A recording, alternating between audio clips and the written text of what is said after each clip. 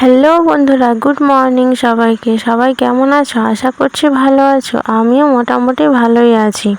তো তোমরা যেখান থেকে আমার ভিডিওটা দেখছো, যে যেখান থেকে দেখছো, সবাইকে অসংখ্য ধন্যবাদ আমার ভিডিওটা দেখার জন্য।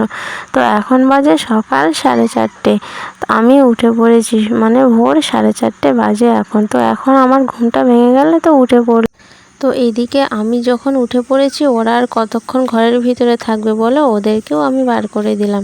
দেখতে পাচ্ছ সবাই কেমন দাঁড়িয়ে আছে, বাথরুম করছে। ওরা আর কতক্ষণ ঘরের ভিতরে থাকবে, তো ওদেরকেও বার করে দিলাম।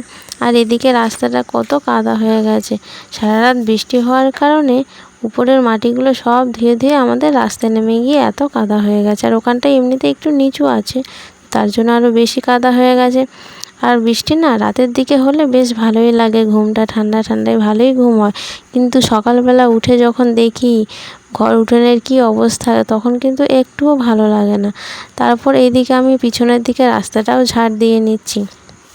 আর ঝাড় দিতে দেখো আমাদের মহারাজ পুরো উপরে উঠে দাঁড়িয়ে আছে।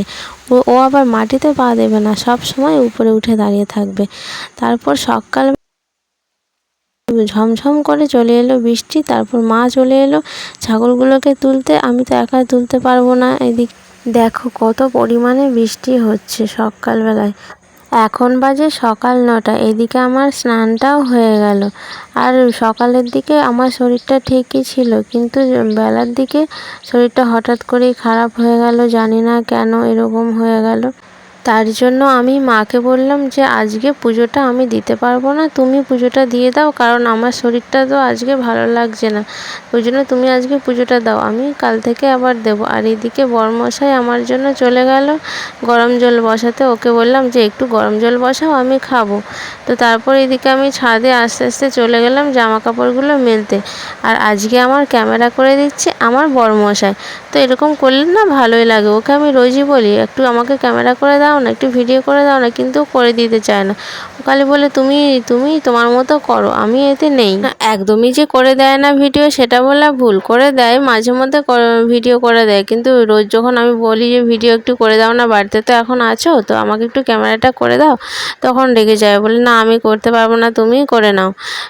তো আমি ওইরকমভাবেই এই দেখো কাপড়টা মেলে নিচ্ছি এখন। তো আপাতত আমার এইরকমভাবেই কাপড় জামা এখন মেলছি, কারণ ছাদে তো এখন ঘেরা হয়নি, তো যার কারণে কোনো দড়ি খাটানো হয়নি। তো এইদিকে দেখো ছাদ থেকে আমাদের বাড়ির চারিদিকটা কেমন লাগছে দেখতে।